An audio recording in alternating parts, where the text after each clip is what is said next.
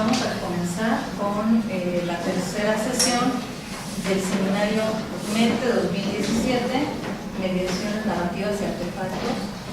Y en esta edición 2017 el seminario se titula Culturas Convergentes, Prácticas Sociales a Debate, y en esta ocasión nos complace tener en este escenario a Mauro Antonio Vargas y a Eurídice Cabañas.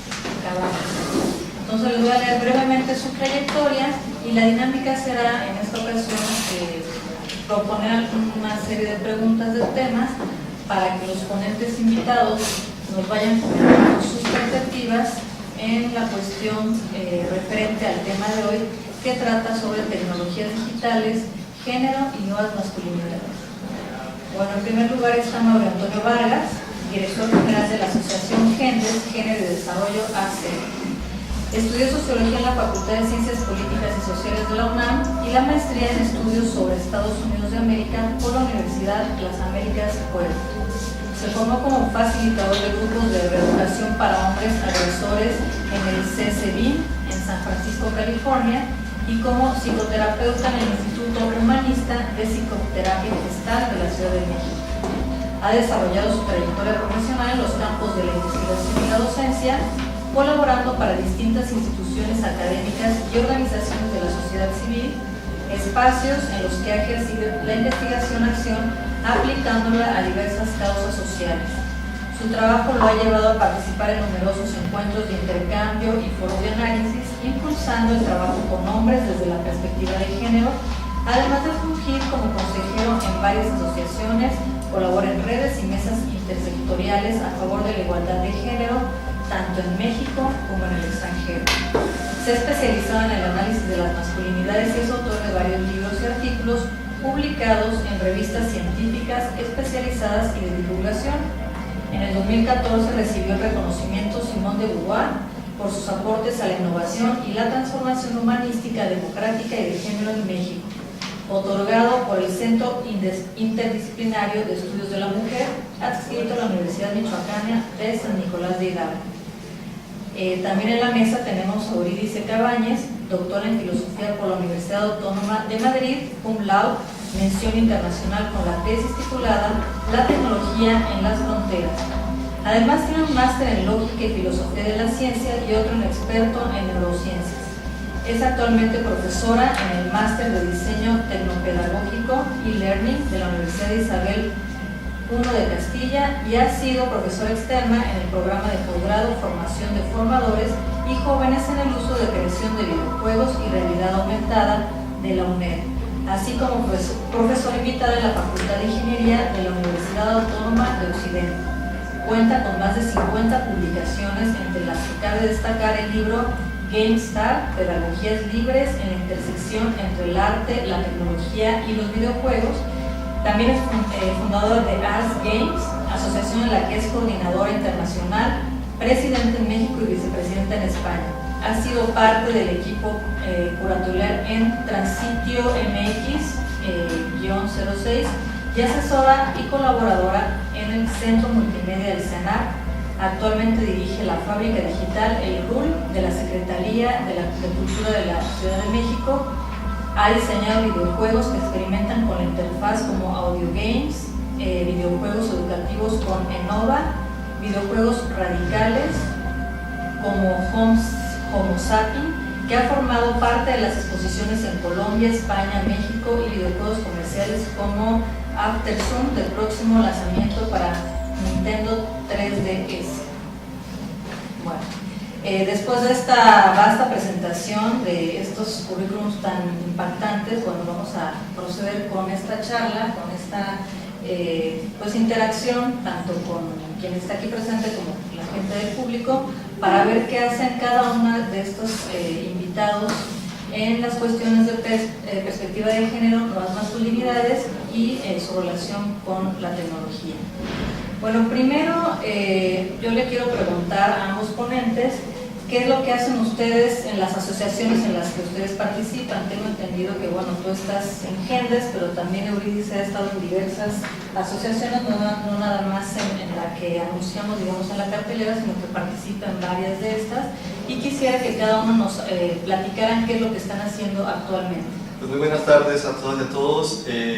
También muchas gracias por la invitación que nos hacen para venir a compartir algunos elementos breves, trataré de hacerlo más sintético, porque pues, la idea es que salgamos la más información posible.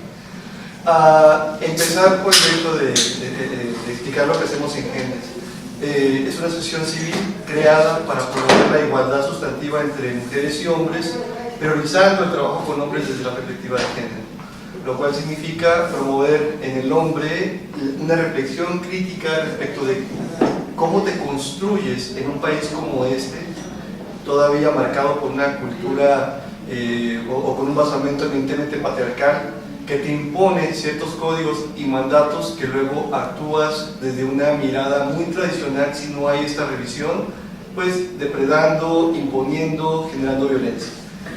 Es decir, actuando desde un componente de ti, pues que es el machismo, para hablarlo claro, y simple.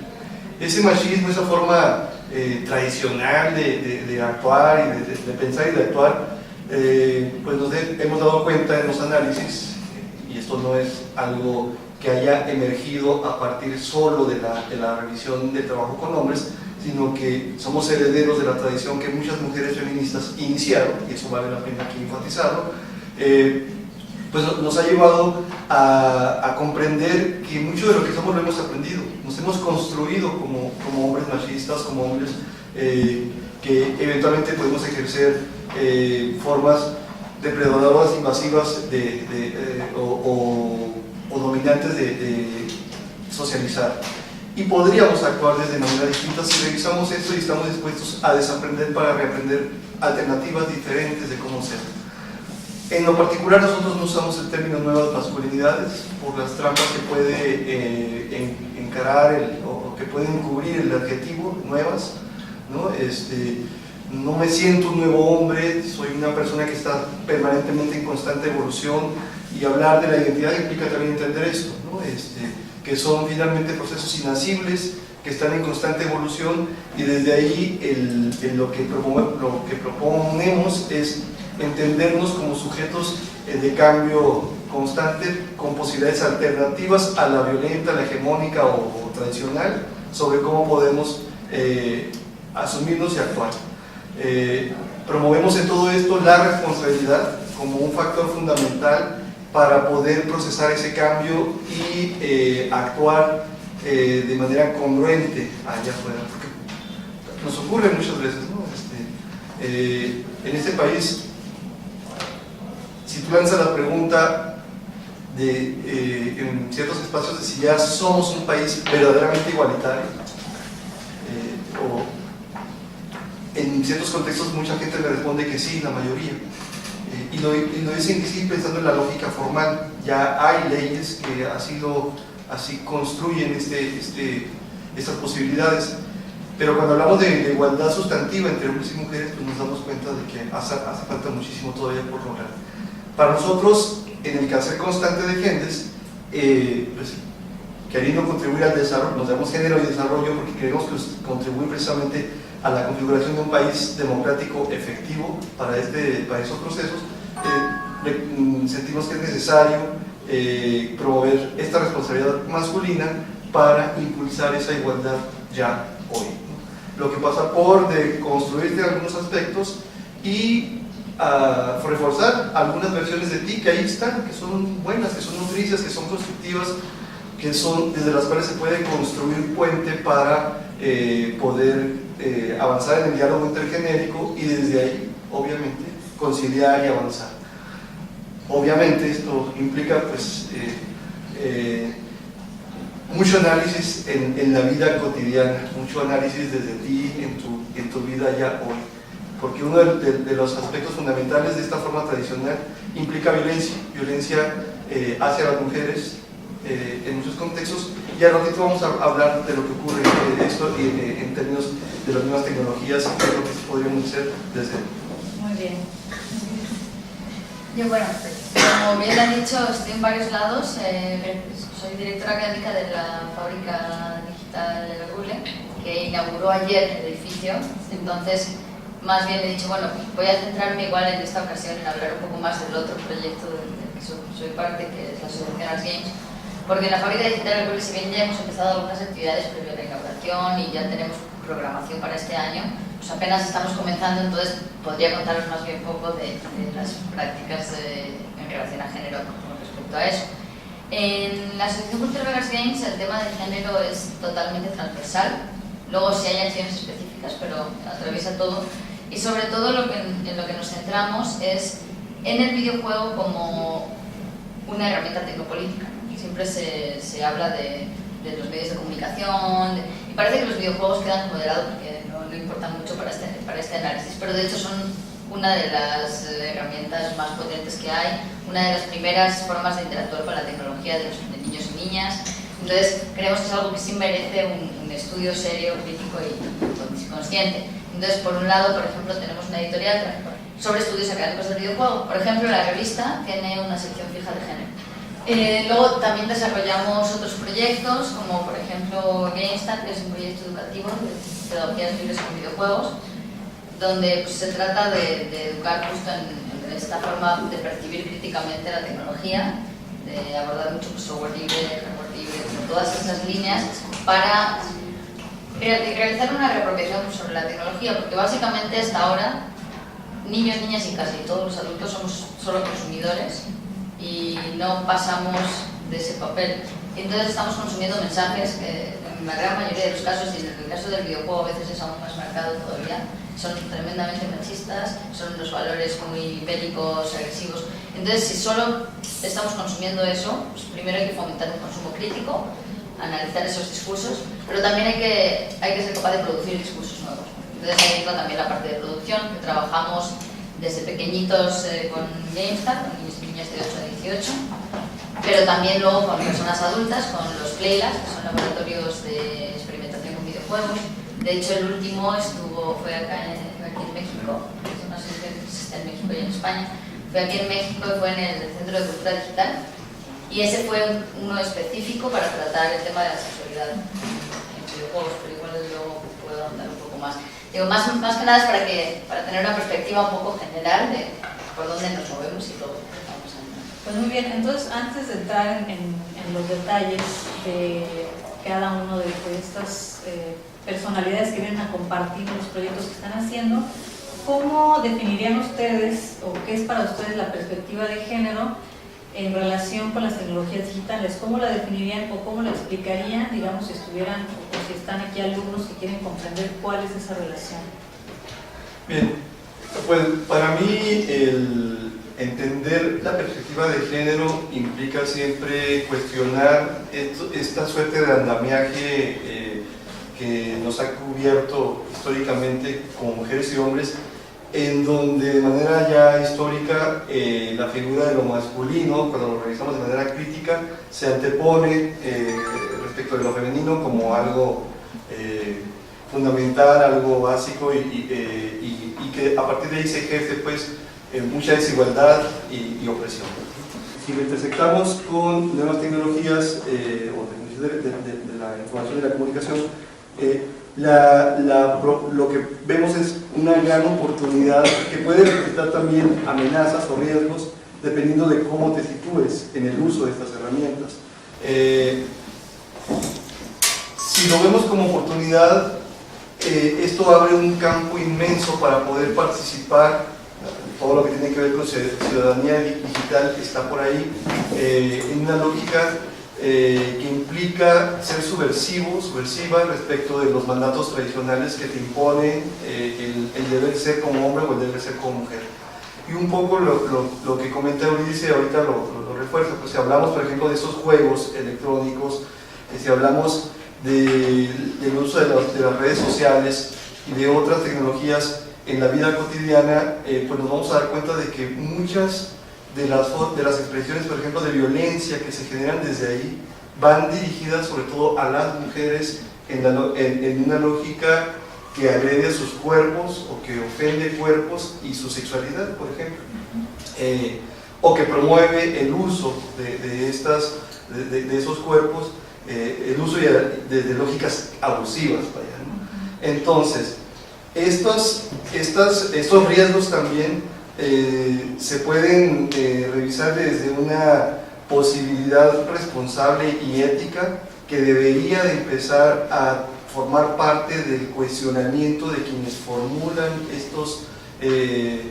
instrumentos para poder avanzar hacia posibilidades pues, que para nosotros siempre decimos que pueden ser nutritivas o constructivas. Son aspectos que a la vez van marcando a las personas en su calidad de usuario de estos instrumentos de maneras pues, diferentes. Pues. Si yo soy una persona que aprende el uso de estas herramientas, por ejemplo, en una lógica orientada hacia el consumo de pornografía, ¿no? Que es una pedagogía que en una cultura machista se nos inocula mucho a los varones. Por supuesto que empiezo a hacer un ejercicio cosificante del cuerpo de la mujer y desde ahí no tengo una conciencia de cómo acercarme de otra forma y se generan otros efectos. Para nosotros es fundamental, no tenemos el expertise en esta materia porque nuestro trabajo está más en el día a día con la persona, digamos de persona a persona, en el trabajo directo. Sin embargo, sí tenemos el uso de ciertos aspectos de estas herramientas para promover mensajes, para promover elementos que para nosotros implique cambio cultural eventualmente. Pues, ¿no? Si estamos hablando de que lo que marca mucho de lo que somos es esta cultura patriarcal, incidir en ella estructuralmente implicaría hacer uso de este tipo de herramientas con un efecto paradójico para decir, órale, ¿no? Así como tú también usas para mecánicas opresivas, nosotros también podemos usarlo siempre en esta posibilidad de una ciudadanía responsable orientada a promover el ejercicio y el respeto de los derechos de todas las personas, por ejemplo. Seguramente ya vieron la parte en los anuncios en los que, noticias en las que una inteligencia artificial se habían puesto a leer contenidos de la web y se habían vuelto machistas. Creo que esto nos indica simplemente no que las inteligencias artificiales sean malas, sino que nuestro lenguaje es machista. Y eso, cuando hablamos de temas digitales, hay que analizarlo en muchos más aspectos, ¿no? Cuanto más complejo es donde vayamos a analizar con perspectiva de género, pues más complejo se va a volver ese análisis. Porque pues ya entra el análisis de la imagen, pero ya entra el análisis audiovisual y también entra el análisis de lo interactivo. O sea, se generan nuevos lenguajes, los videojuegos tienen lenguajes propios. Se están generando todos esos lenguajes, entonces hay que preguntarnos si esos lenguajes que estamos generando también son machistas. Porque aunque queramos hablar de igualdad, si estamos hablando de igualdad con un lenguaje machista jamás va a funcionar. Incluso hay algunas personas que están estudiando y cuestionándose si los lenguajes de programación pueden ser machistas y haciendo esos análisis. Creo que por un lado eso es una cuestión importante a analizar dentro de perspectiva de género en el mundo digital. Por otro lado, él mencionaba la ciudadanía digital. La ciudadanía digital es algo maravilloso en la teoría, pero muy doloroso en la práctica.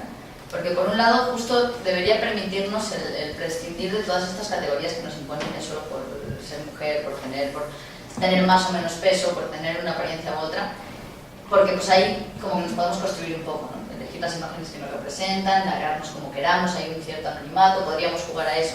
Pero al final, justo por ese anonimato, lo que se están dando son pues, muchísimos casos de acoso, de ciberacoso, en muchos casos hacia las mujeres, en grandes casos, acosos organizados como páginas o grupos de Facebook donde suben fotos de chicas de tal barrio y la gente empieza a subir datos, su dirección. O sea, son ya acosos organizados que además pueden pasar a lo real. Son cuestiones graves. En videojuegos tenemos el caso del Gamergate, donde pues, básicamente ellos dicen que es ética periodística, pero lo único que hacen es acosar a chicas hasta llegar a amenazarlas. Ha habido amenazas de bomba, ha habido publicar datos públicos, publicar datos personales privados, hackear cuentas de correo y hacer públicas todas las redes. O sea, llegamos a casos ya muy graves, o sea, que son delito.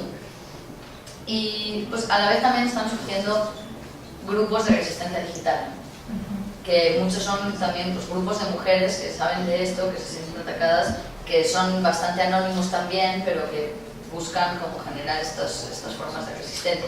Es un mundo tan grande que como que he querido dar esas 2 pinceladas, porque podría estar hablando horas, nos daría la noche.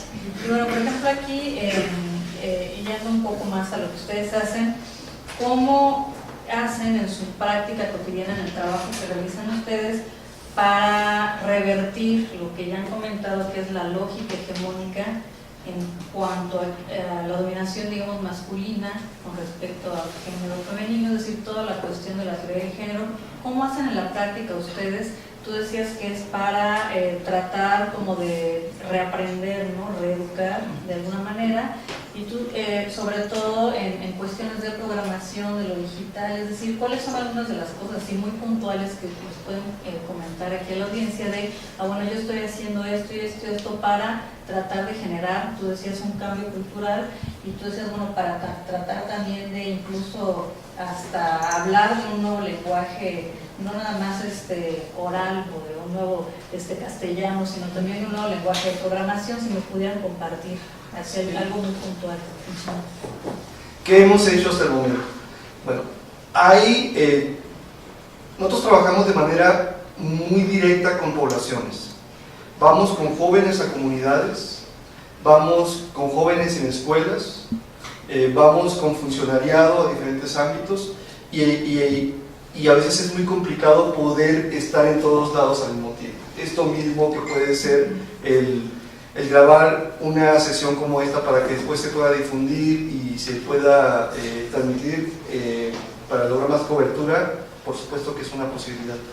Nosotros lo hacemos ya de esta forma, tenemos un Face Live, se llama, ¿no? el que se vive cada viernes para poder hablar sobre tópicos que nos parecen importantes. Tenemos una audiencia ya, unos 70,000 seguidores en el Face, que nos permite como captar a un buen número de personas a través de esas mecánicas.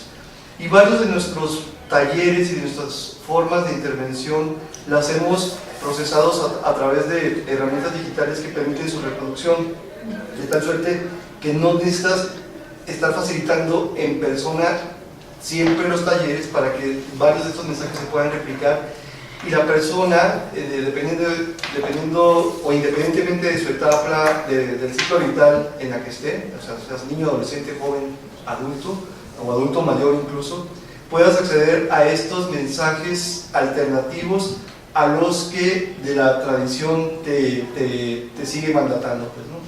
Es decir, si yo soy una persona interesada en conocer qué es esto de la perspectiva de género, qué son las masculinidades y cómo esto interesa mi vida, puedo acceder a estas herramientas que están en nuestra página electrónica y bajarlas para usarlas y poder documentarme o incluso practicar algunos de sus contenidos con población. Hay también todo lo que tiene que ver con el uso del WhatsApp y esas formas de comunicarse para poder protegernos y para poder compartir información en el día a día o en Instagram. También implican pues estas posibilidades de acceder a una cobertura mucho más amplia de lo que uno puede hacer en una pequeña audiencia y con ello generar mayores impactos. Siempre está esta duda de qué tanto logramos con el alcance, cómo lo podemos medir en ciertos componentes, pero también, sobre todo porque como asociación civil dependemos mucho de ciertos recursos que logramos gestionar ante ciertas instancias para poder realizar el trabajo que hacemos, y esto implica dar cuenta de a qué tanta población llegas y qué logras con las propuestas que tú estás colocando. Nosotros estamos abocados sobre todo a erradicar la violencia masculina en muchos ámbitos, y el saber que el hombre deje de acosar, por ejemplo, en el trabajo o en el espacio público, nos lleva a tener que colocar siempre un apartadito que permite evaluar o autoevaluarte respecto de qué te estás dando cuenta y qué estás parando en ciertas etapas, ¿no? Entonces también está como esta posibilidad de no solo incidir con la promoción de elementos para sensibilizar e informar, sino también de analizar autocríticamente qué vas cambiando de ti a través de herramientas digitales. Y esto es revisar y desde cómo estás sintiéndote cuando se te cuestiona alguna idea que dabas por inamovible. O sea, es que mi construcción, para muchos, o sea, alguien puede decir, no es que mi construcción, en lo que yo soy como hombre, la mujer sí debería haberse quedado en casa. No debería trabajar porque está descuidando a los hijos y eso es lo que está generando mucha violencia, entre comillas, ¿no? Bueno, cuando alguien te dice que no a eso, o sea, que la mujer tiene el derecho de ser autónoma y de poder trabajar también fuera de casa, ¿qué te pasa con eso? No, pues es que siento que me enojo y que me encabrono y que debería de quedarse en casa y hacerme caso y obedecer y callar como siempre lo había hecho. Bueno, y cuando después de un proceso de reflexión te das cuenta y dices, bueno, ok, ya no estoy enojado y ahora admito a través de este proceso que estoy viviendo con ustedes que sí, que es un derecho de ella y ya no hago nada por frenarla, ¿no? O sea, ese es el tipo de avances que podemos medir hasta cierto punto con las lógicas que hacemos, ¿no? Y obviamente cualquier cantidad también de trabajo en términos de idear campañas de promoción del trabajo que hacemos para lograr que el hombre se sensibilice sobre lo que hacemos y entienda que no es un trabajo contra él, ¿no? Sino es un trabajo que promueve con él posibilidades de cambio para todos. Y aquí un poco, entonces ustedes lo que entiendo se dedican a ir, entre muchas otras cosas, dan talleres, son para hombres. Fundamentalmente, pero nunca estuvimos a las mujeres. Ajá. ¿Y cuál ha sido, dado este tema que conocemos que es escabroso y que no es fácil, sobre todo en un contexto como el de México, que es prioritariamente una cultura muy patriarcal y machista, cuál es la acogida que ustedes tienen cuando ustedes van a estas poblaciones que tú le llamas y dan estos talleres, estas pláticas? ¿Cómo reaccionan los hombres y cómo se dan cuenta ustedes de que sí o no generan un cambio? Generalmente nos aliamos con grupos de base ya articulados que nos permiten penetrar en esas comunidades o en esos espacios comunitarios. Y tenemos otra forma que es que los hombres lleguen a nuestro espacio. Tenemos aquí una sede en la colonia Roma Sur, donde también ellos pueden llegar. No es que se estén muriendo muchos compañeros por llegar, pero ahí estamos, ¿no? Con diferentes grupos casi cada día, para poder trabajar contigo de manera directa ya en sesiones. Estas sí son más bien de carácter presencial. De las que yo te hablo son estas que eventualmente implica el hecho de que no puedo estar en todos lados y entonces a través de ciertos dispositivos hacen una presentación de un taller y se va viviendo a distancia, pues, ¿no? Entonces, cuando esto ocurre ya hay un trabajo previo que nos permite captar la atención de estas personas y hay un interés de base, sobre todo con poblaciones jóvenes. Con poblaciones ya de hombres o adultos, pues bueno, sí es mucho más complejo lograr que se queden o que se interesen, o primero que se interesen y luego que se queden más bien. Pero bueno, es parte también de la creatividad permanente que tenemos que activar para lograr este cambio que estamos buscando. Mucho tiene que ver también con cómo colocas el mensaje y la convocatoria para que los compañeros se den cuenta, ¿no? Eso que decía hace rato, el trabajo que hacemos no es un trabajo que busca deshacerte como hombre en ningún sentido, sino más bien fortalecer tu ser como persona, pues, ¿no? Y es trabajar con aquellos aspectos de ti que se aferren todavía como a esta sustancia machista que te hace daño y que va a terminar afectando a los demás, pues, ¿no? Y a la larga, pues, si siembras, digamos, violencia, si siembras lógicas que hagan daño, a la larga vas a cosechar soledad y vacío, pues. No te va a ir bien ya cuando seas un adulto, sobre todo mayor, si es que llegas, porque también dentro de esta forma machista tradicional pues hay muchos riesgos absurdos que corremos por el deber ser hombres, pues, ¿no? Entonces, bueno, pero si llegas a ser un adulto mayor que no logró fomentar afecto, que no logró sembrar afecto, va a ser más fácil que te quedes solo en esa etapa. Entonces, todo este tipo de cosas tratamos de hacerles, de hacer que lleguen como mensajes En una lógica de promoción de la responsabilidad, y otra vez, el cambio es tuyo, es un acto volitivo, y no, tampoco suplicarte que cambies. Pero ¿cómo se dan cuenta ustedes de que sí tienen algún tipo de efecto, digamos, entre las personas con las que trabajan? Bueno, tenemos un sistema de indicadores que para las diferentes formas de intervención que realizamos nos permiten medir o evaluar lo que va pasando, tanto con sujetos como con textos, ¿no? Entonces eso hay aspectos para ver cambio cognitivo, cambio corporal, cambio mi sistema de creencias y empiezo a cambiar actitudes, ¿no? Ok. Pues, por ejemplo, tenemos talleres específicos de género con videojuegos, que además son lúdicos, no quiere decir solo que están jugando a videojuegos, sino que están jugando a jugar a videojuegos. ¿Con niños? Con niños. Estos son para niños. De hecho, acá ya ha habido varios con escuelas públicas a través del Centro de Cultura de España, su programa de ciudadanía digital. Y pues básicamente se expone un taller donde tienen que encontrar en qué se parecen ciertos videojuegos unos y otros. Y es un juego porque pues, van jugando, tienen que encontrar en qué se parecen y, por ejemplo, pues, dentro de los juegos hay juegos para chicas, ¿no? Entonces, mientras van jugando se hace esta práctica de juego crítico, ¿no? ¿Por qué son juegos para chicas? ¿Qué puedes hacer? ¿Puedes ser esto?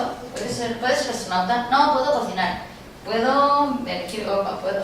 Y se va haciendo como a través de simplemente pues, preguntas y que ellos descubran la relación, van descubriendo muchas cosas. Por ejemplo, hay unos que son, lo que tienen en común es que el personaje principal es un personaje masculino, pero eso les cuesta muchísimo darse cuenta, pero cuando se dan cuenta es como una reflexión a la que llegan solos, ¿no? No, pero es que este era muy difícil porque casi todos los juegos son personajes masculinos, el protagonista, ¿no? Y entonces ahí ya pues, se vuelve otra reflexión. O sea, hacemos muchas prácticas de juego crítico con los niños.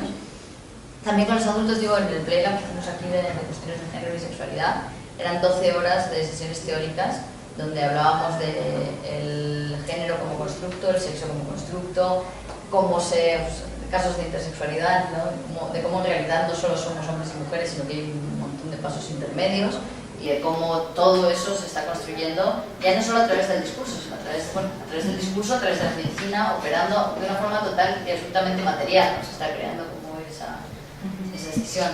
Y ahí generamos un juego que a la vez te confrontaba con la sexualidad, te daba al jugarlo más información y te estaba mostrando que tus decisiones igual no son tan tuyas como del entorno que te rodea. Entonces, eso también pues, llega a mucha gente porque ya lo pueden jugar en todas partes, está online, se puede jugar pues, desde cualquier computadora, entonces podemos llegar a muchos lados. Y luego, como digo, de forma transversal, en cualquier tipo de trabajo, pues si son publicaciones, si son talleres, siempre estamos trabajando eso. Por ejemplo, tratando de desmontar muchos estereotipos de lo que quieres o no quieres hacer en función de si eres hombre o mujer. Con GameStar, el proyecto educativo, por ejemplo, sí nos dábamos cuenta de que había una mesa donde era una mesa muy larga, que era como la zona de arte, y había lanas, arcillas, ordenadores para desmontar, y de pronto eran dos grupos, ¿no? Veías con los ordenadores destornilladores, solo chicos, con las lanas y cartulinas y pinturas solo chicas, y dices, espérate, ¿qué está pasando? No, nosotros no estamos incentivando esto, pero de pronto empezabas a combinar los materiales y se combinaba la gente.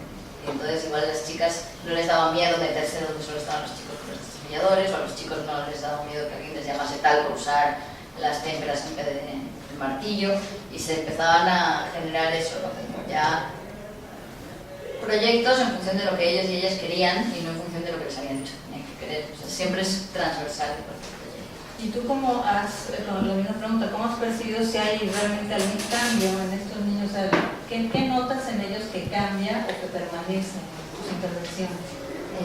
Por ejemplo, lo noto cuando hay niños que han estado en sesiones anteriores y llegan niños nuevos, porque como que son ellos o ellas que están en el taller casi. O sea, sí nos pasó, por ejemplo, jugando al Street Fighter, pues hacíamos el análisis de los personajes, o los chicos siempre elegían chicos porque decían que las chicas eran más débiles, ¿no? Entonces pues, tú juegas con ellos y esperas una paliza así en el Street Fighter con las chicas, antes de que no.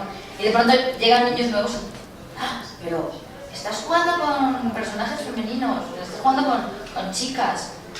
Sí, no, es que entonces ya como que se va pasando de unos a otros. Incluso también de pronto se emocionaban de ¡ah, mira, mira, encontré un personaje que no lleva muy poca ropa, que va toda vestida normal y que trae lentes! Y se emocionaban porque hubiera casos que no fueran estereotipados. O sea, lo ves por observación también. Y por ejemplo aquí, cuando tú intervienes, ¿cuáles son los temas o las líneas que más interesan? O sea, que tú estás platicando algo y que más se quedan, o sea, que se enganchan con el tema, estos niños y niñas cuando tú estás en los talleres. Yo creo que sobre todo cuando les hablas de, o sea, cuando se dan cuenta de que hay cosas que pueden hacer perfectamente y siempre habían sentido que no. O sea, creo que para cualquiera la libertad de pronto es el tema que más me interesa, ¿no? Es decir, soy libre para hacer todo esto que me voy a ocurrir. Y cuando hablamos de público adulto, lo que más llama la atención es cuando abordamos los temas de intersexualidad. Y cuando le dices a alguien es que no solo biológicamente hay hombres y mujeres, sino que hay más intersexuales que pelirrojos, pues la cabeza de la gente hace, ¡puf! Espérate, esto está pasando, y entonces se empiezan, pues puedes plantear mucho ahí desde la materia, porque dicen, no, es que si tienes pene, esto, si tienes vagina, pero si resulta que hay todo un punto intermedio, esa gente como tiene que ser. Entonces ahí es un buen punto de análisis de la perdón, estos niños con los que intervienen vienen a los talleres, se inscriben, o ustedes van y los buscan, porque en el caso de género como que hay de los dos, ¿no? O sea, a veces van y a veces ellos vienen. Pero ustedes, ¿cómo se organizan estos talleres? Ajá. De hecho, hay de 1000 formatos diferentes, porque pues, el proyecto ahora mismo está en Barcelona, Valencia, Málaga, Madrid y México. Y en cada lugar funciona de unas formas. Hay algunos que es como un proyecto autogestionado con los padres y madres que quieren que sus hijos tengan esto, otros que forman parte de un programa de una institución, en otros se trabaja con escuelas, o los tres a la vez. O sea, sí. Y bueno, me imagino que los que vienen son gente que ya tiene como cierto capital cultural, asesoría de los padres o algún interés por el tema, y entonces es mucho más fácil de involucrarlos con ese tipo de temáticas. Pero por otro lado, cuando ustedes van a algún sector que no está sensibilizado con ese tipo de temas, ha de ser más difícil. ¿O cómo en ninguno de los dos casos suele ser ni fácil ni difícil, que es un poco más o menos lo mismo, porque salvo en el caso de talleres específicos de género con videojuegos, que hasta ahora se han dado con poblaciones como muy variadas, pero ni nadie que ya viniera con conciencia del tema porque venía incluido dentro de otro programa o algo así. No sé, más bien en la mayoría de los casos vienen a un programa con videojuegos, es decir, les atrae el videojuego y luego ahí ya estamos trabajando todas las cuestiones transversales de temas de género, de gestión de las emociones, gestión de conflictos, pero todo eso es transversal del proyecto, entonces no es que vengan con la idea de, va a ser de género o de eso, o sea, es como que se nos meten. Salvo los casos que eran muy explícitos, normalmente es algo transversal que se trabaja. Ok, y en el caso de ustedes, estas dos poblaciones, ¿cómo las intervienen ustedes? Pues bueno, igual, siempre hay la posibilidad de trabajar un aspecto en concreto o desde una dimensión, por ejemplo, digital, y desde ahí promover la interacción y a veces combinarla, ¿no? Entonces, no hay problema en cuanto a cómo las abordas y cómo se incluyen, porque también es como esta parte de respetar lo que desde allá están requiriendo o necesitando, ¿no? Entonces, esta parte de estar en disposición de colocarte para acceder también a cómo trabajar con cada quien. A mí no me gustaría como complementar este apartado con el mensaje de hacer eco de mucho de lo que de manera contemporánea se llama ya el mismo pop, ¿no? Esta parte que está aportando, digamos, una nueva forma también de incidir desde muchas compañeras feministas jóvenes, que a través del uso de, no sé, por ejemplo, del Face, del Twitter, del Periscope o del otro, del Instagram, están haciendo activismo también digital y de alguna manera están también logrando movilizaciones interesantes. Para nosotros, una parte que tiene que ver con la incidencia política del trabajo que hacemos, hemos asimilado algunas de estas lógicas para poder impulsar parte de las acciones que también queremos colocar. Por ejemplo, en esta etapa estamos trabajando en la configuración de una agenda sobre masculinidades que queremos llevar para 2018, ya para las campañas, llevarlas a las plataformas de los partidos, promover que esto que vaya sumando a través incluso de estos medios la participación de compañeros en diferentes puntos de la República, ahorrando costos y tiempos, y con ello catapultar muchas de las ideas que hemos venido pues aprendiendo. En realidad el trabajo con hombres en México es reciente, históricamente hablando, ¿no? Empezó en el 93 más o menos con la Fundación de Corea, con un colectivo que fue precursor en el país. Antes de esto, en los 80 había un que otro compañero académico, estaba el doctor Daniel Cassés, estaba Benio de Keyser ya haciendo algunas aportaciones, Nelson Minero en el Colegio de México, pero estaba todo acotado al ámbito académico, tal cual, ¿no? La posibilidad de realmente incidir en procesos de intervención la inauguró en México Corea, desde la sociedad civil organizada, y en el espacio del ámbito gubernamental no fue sino hasta finales de los 90 que empiezan ciertas medidas para trabajar con hombres, siempre en el perfil del hombre como agresor, nunca o muy rara vez para prevenir o para poder sensibilizar respecto de cómo te construyes y a trabajar en malestar masculino, que también tenemos pues muchas dificultades que importan y que deberían revisarse: hombre y salud, hombre y desempleo, hombre y sexualidad, etcétera. Hay muchos aspectos que requieren también de estas reflexiones. Bueno, para no desviarme, el trabajo que estamos haciendo ahora va precisamente haciendo eco de estas formas que los nuevos feminismos están trabajando, también implicar y sumarnos a estas posibilidades para poder con ello pues irradiar y políticamente generar cambio desde posibilidades estructurales, pues, ¿no?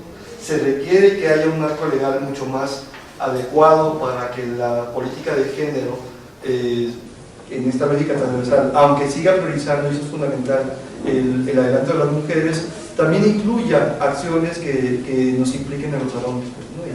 Y que no solamente desde posibilidades punitivas o desde ángulos de nosotros que son adversas a la socialización sana, sino aquellos aspectos que también nos pueden afectar en nuestro propio desarrollo, porque también implicaría la posibilidad de que, estando bien desde un lugar autocrítico, propositivo, por decirlo así, puedo tener también una mejor forma de relacionarme con mi pareja, con mujeres, independientemente de las preferencias, pues, ¿no? Entonces también esta parte lo vemos como algo fundamental y finalmente, pues para hablar de títulos concretos, sobre lógicas, sobre estas herramientas que puedes bajar en nuestra página electrónica, está el Amores Chidos, está para trabajar con jóvenes y prevenir violencia en ámbitos de bachillerato, de preparatoria.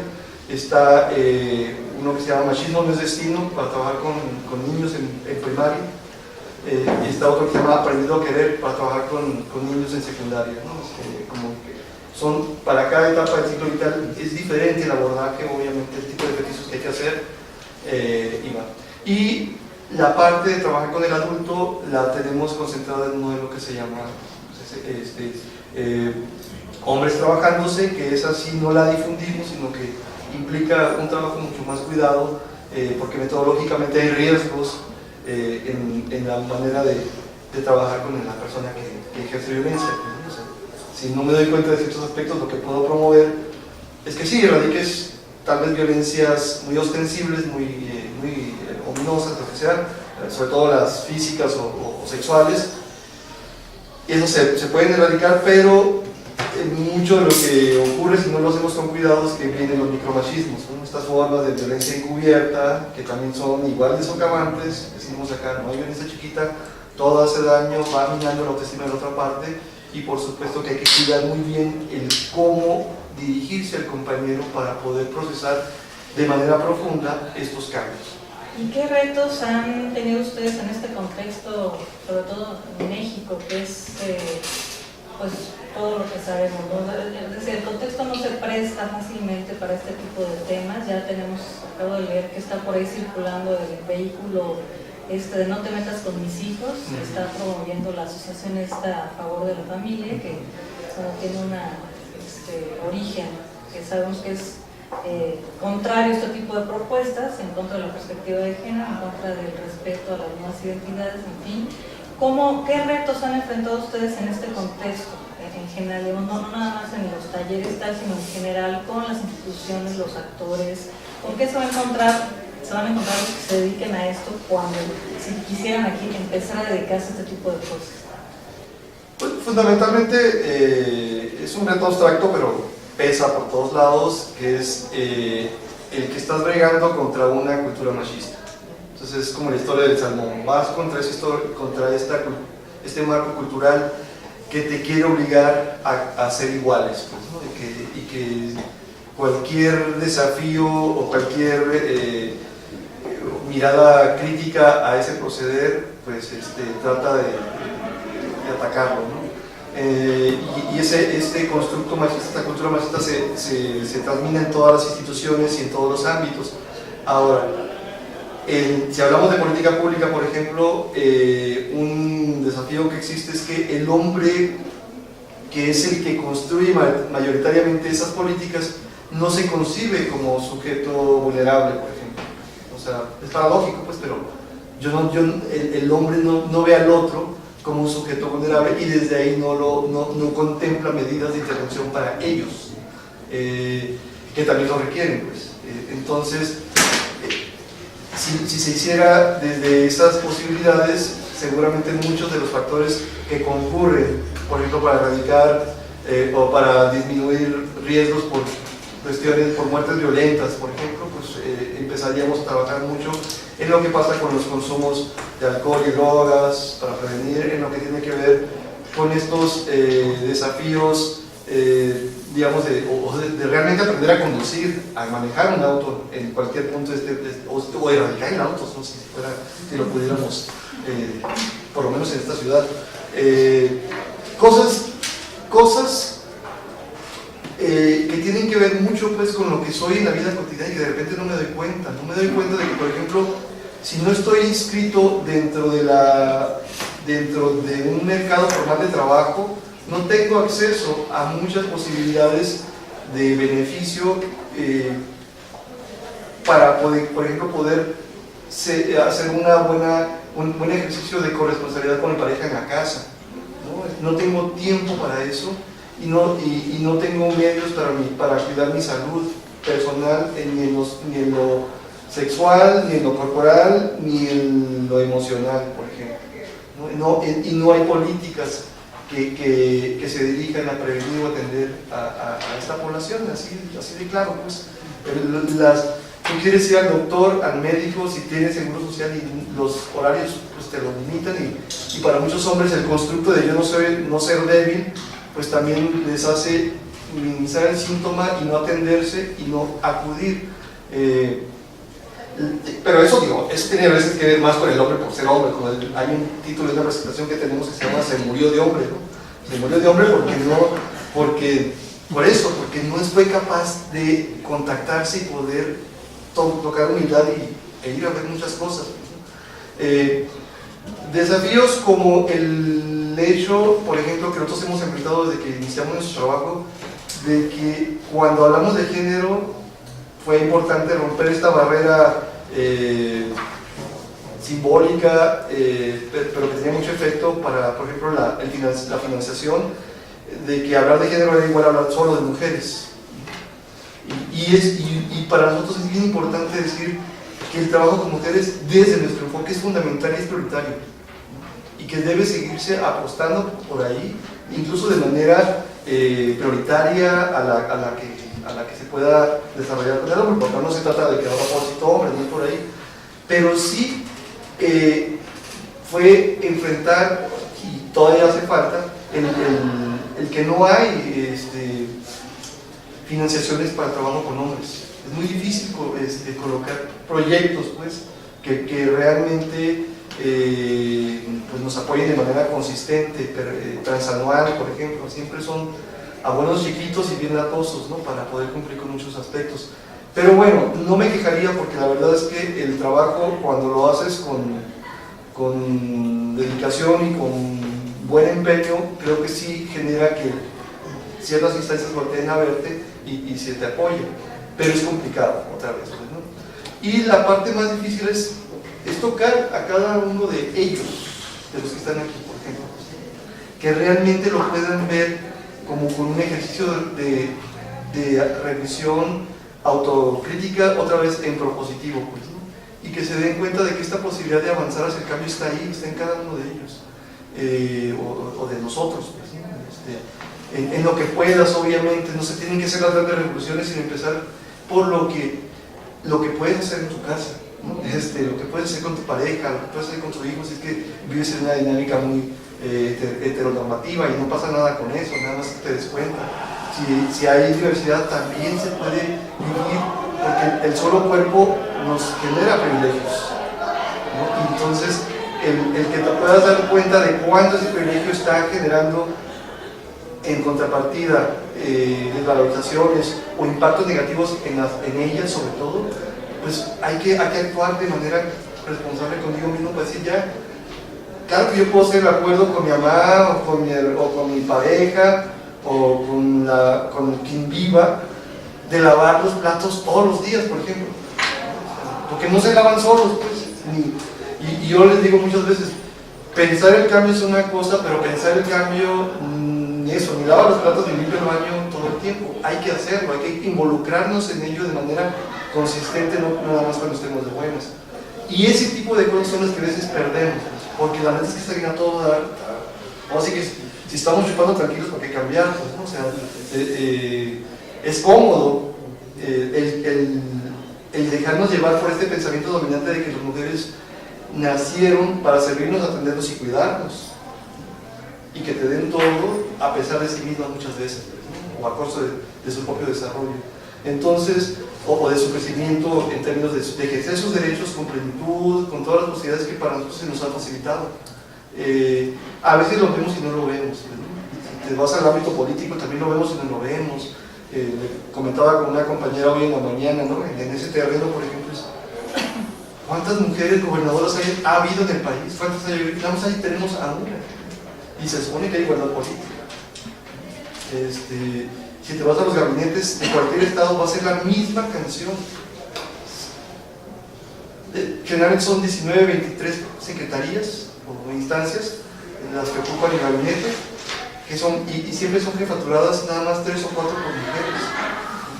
Y generalmente, 2 porque son de cajón, el DIF y el mujer. A veces finanzas y luego turismo. Párale, ¿no? Lo vemos y no lo vemos, pues.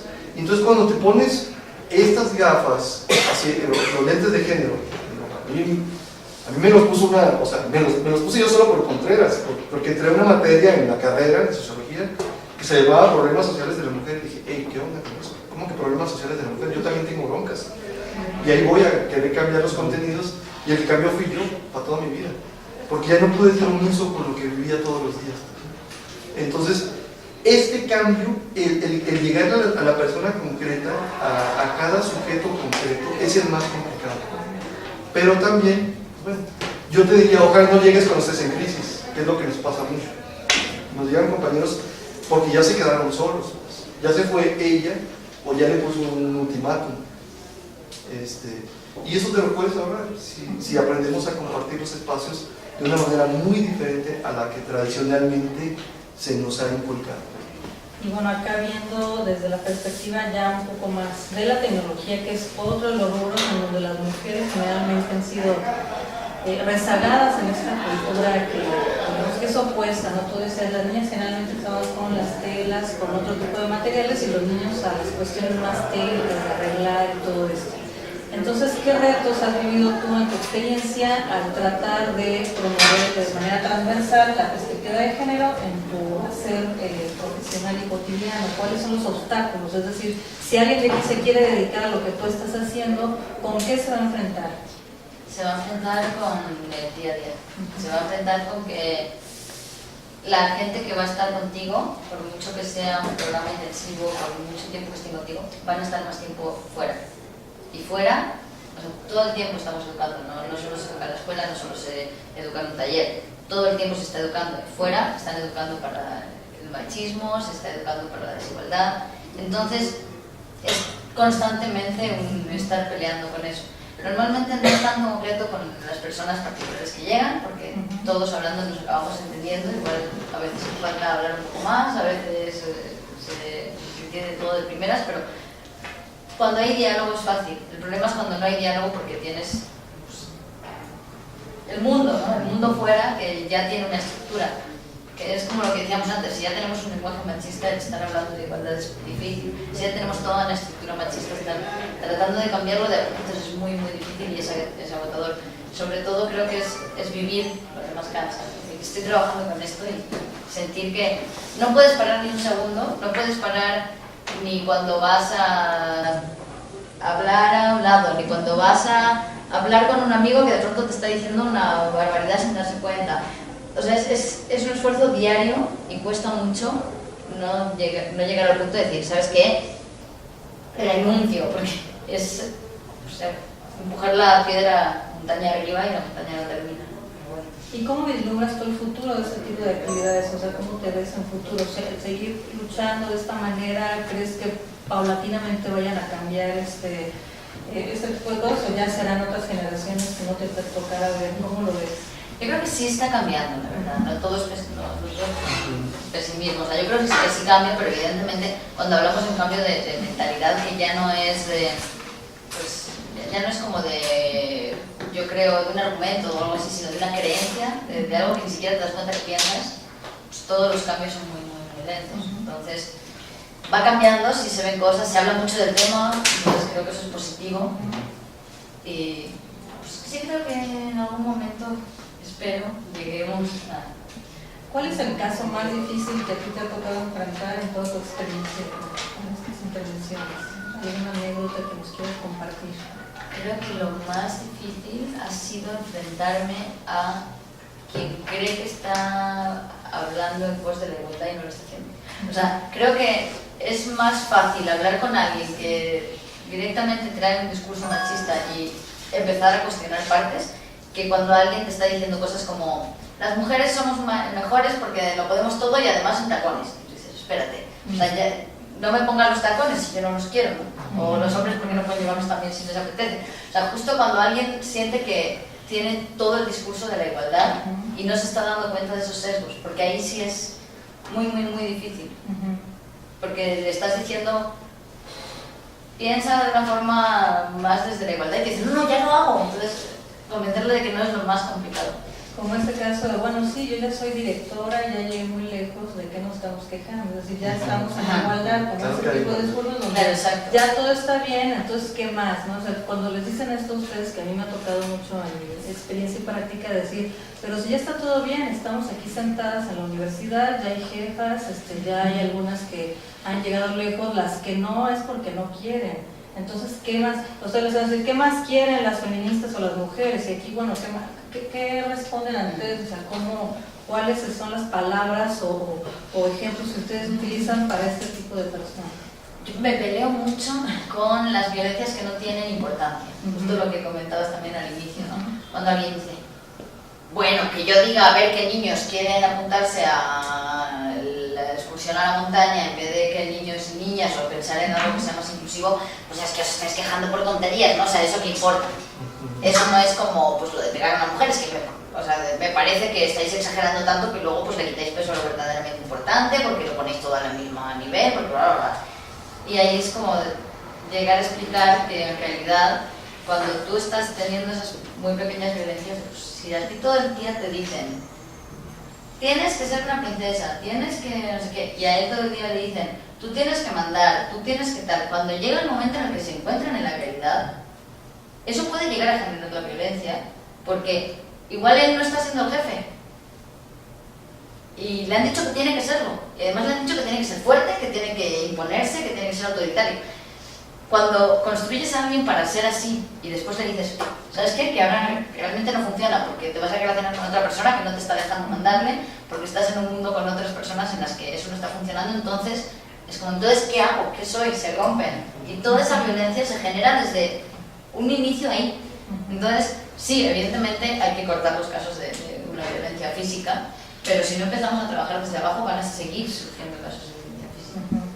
Entonces, eso es lo que Y suele. en tu caso, ¿cómo, digamos, se interponen ese tipo de cosas? ¿Qué es lo más común? Bueno, Sí. pero ¿qué más? Ya estamos bien, ¿qué más quieren? ¿No? Es como la pregunta de siempre. Esos temas ya están superados, he escuchado mucho eso.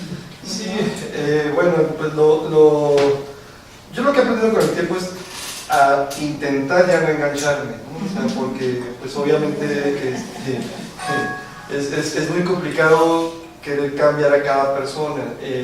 Trato sí de no claudicar en mis empeños y desde ahí pues seguir aportando en diferentes ámbitos, ¿no? El tema, por ejemplo, de cómo sí ser entonces, ¿no? Si no debo ser ya un hombre machine, ¿no? Canalla, como sea, desde esa mirada tradicional, entonces ¿cómo sí ser? Por igual, ¿dónde están los modelos? ¿No? ¿Dónde está esta nueva posibilidad de salir adelante airoso, precisamente ante esta contradicción de que primero te indican cómo en un deber ser que es muy acotado y luego cuando necesitas expandirte para poder abrir muchos aspectos de ti, pues ya no, porque entonces no eres gay, si no eres aquellos y te descalifican con lo que creen que puede ser una agresión ya sueltas, ¿no? Pero mi respuesta para este tipo de situaciones es: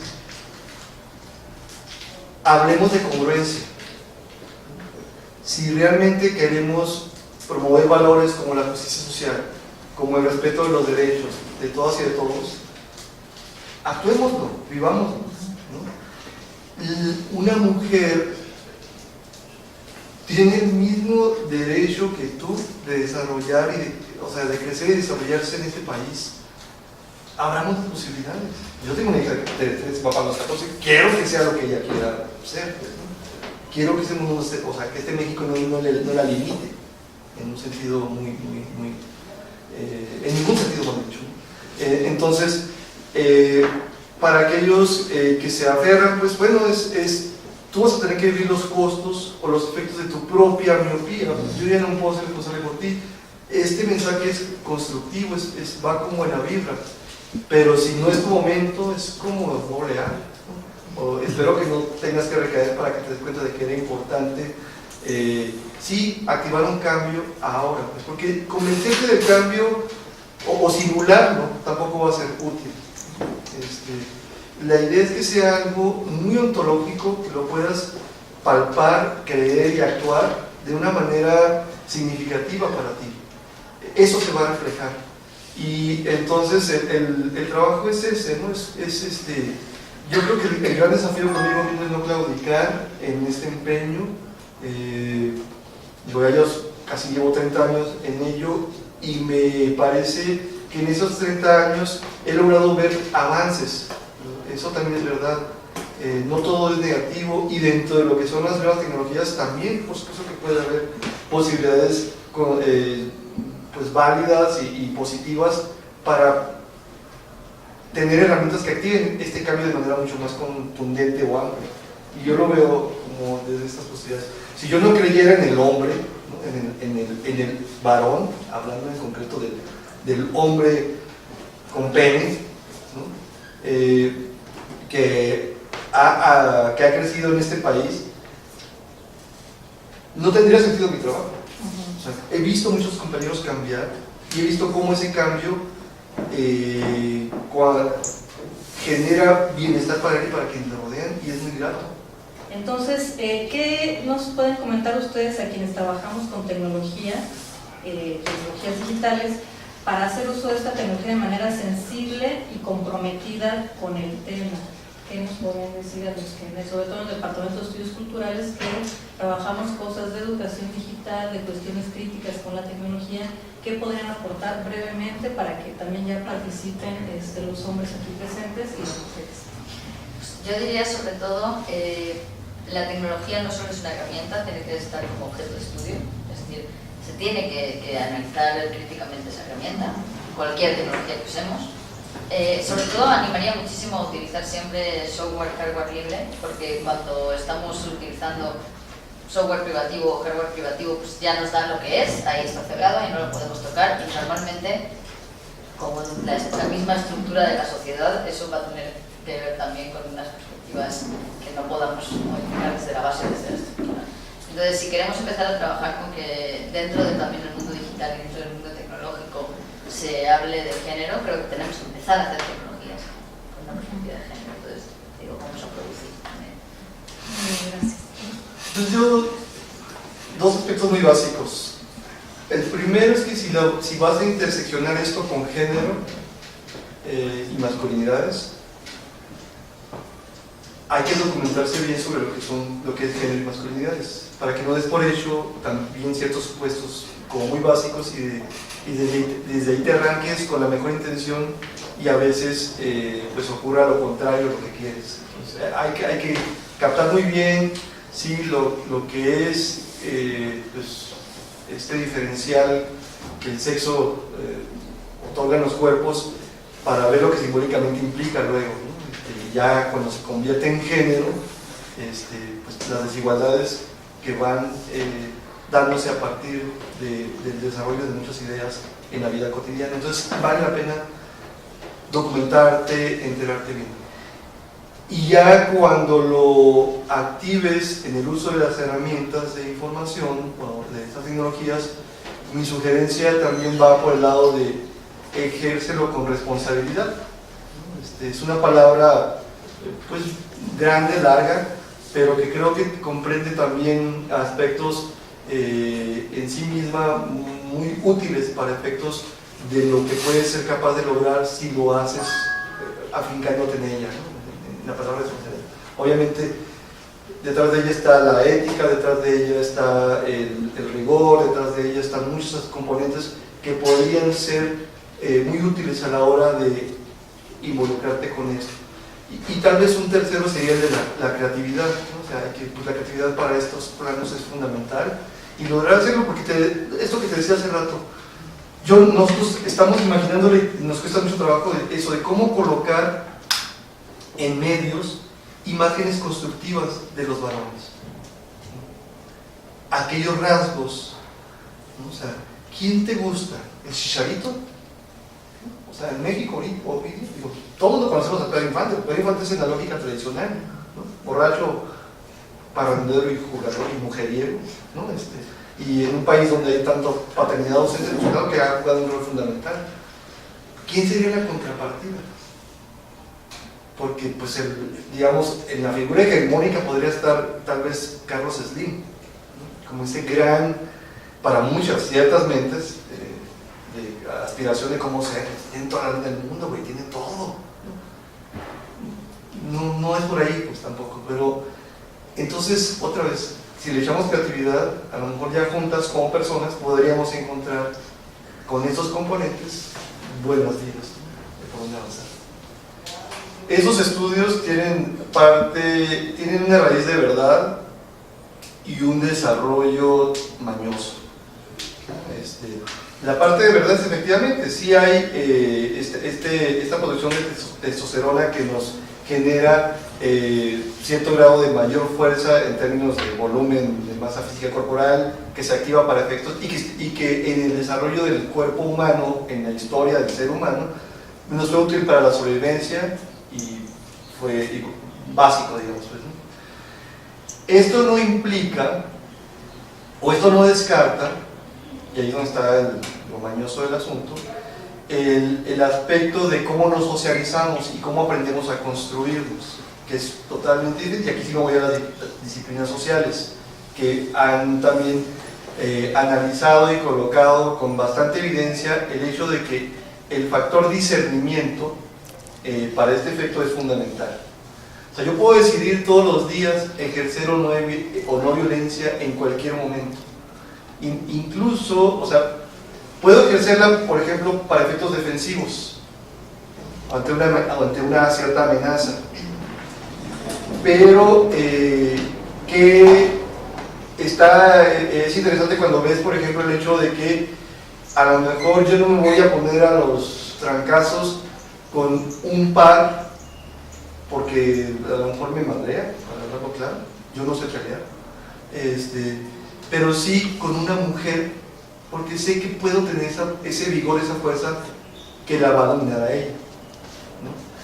Ese hecho de discernir con quién sí y con quién no es el factor que se activa como base para la violencia de género, que se va construyendo o se va fortaleciendo a través de la socialización y de que las instituciones van validando.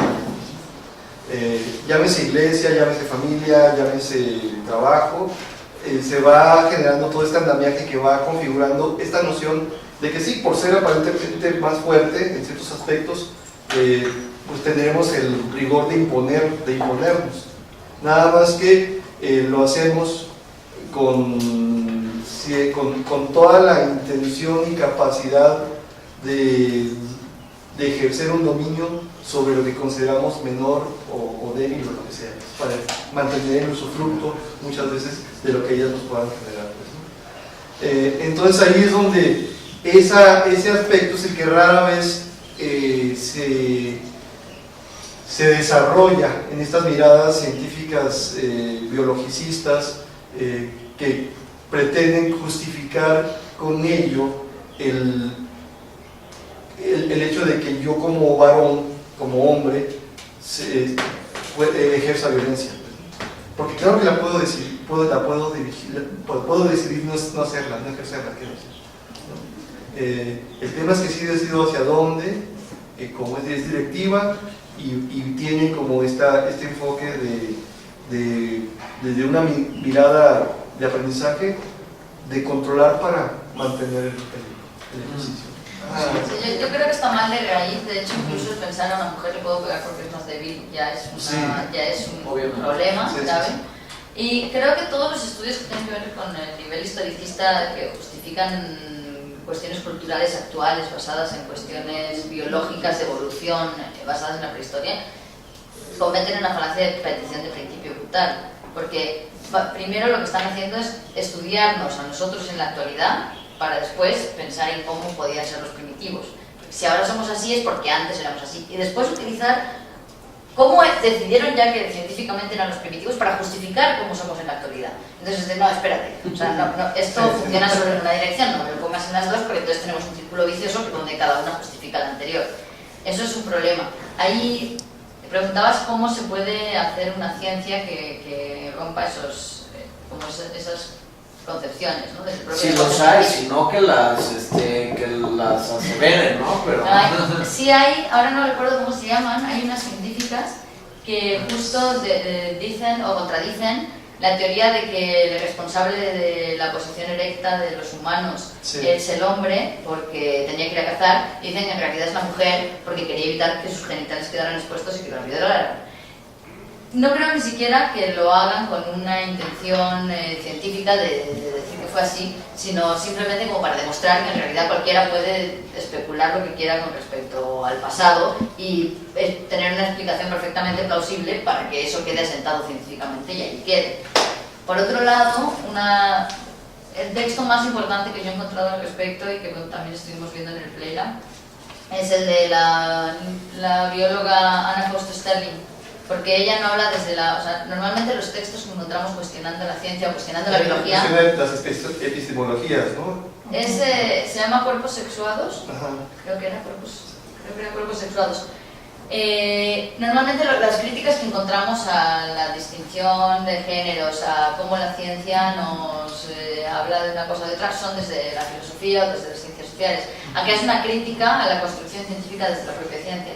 Entonces es un libro muy interesante porque primero pues habla de todos estos casos que el porcentaje que crece cada año porque se van descubriendo más de intersexualidad y cómo se operan, medican para que encajen dentro de la normalidad, especialmente en las primeras 24 horas para que jamás nadie nunca supo o sepa que eso no era un hombre o una mujer. Y también desmiente un poco toda esta mítica justo de las hormonas que tú comentabas, de que haya hormonas que sean las hormonas masculinas o que haya hormonas que sean las femeninas. hablando de que en realidad todos tenemos niveles de ambas en el cuerpo que pueden variar, pero no, incluso no necesariamente por ser hombre tienes más testosterona, porque hay muchísimos casos de mujeres que tienen más testosterona o de distintas composiciones hormonales de distintas personas, e incluso desmiente como muchas de las funciones que se han achacado a esas neuronas, o sea, a esas hormonas. Entonces creo que es una lectura muy interesante, y yo es la única que conozco así que sea una crítica de género como tan clara desde la propia ciencia. Sí, lo recomiendo a todo el mundo. Bueno, pues Euridice, muchas gracias por acompañarnos.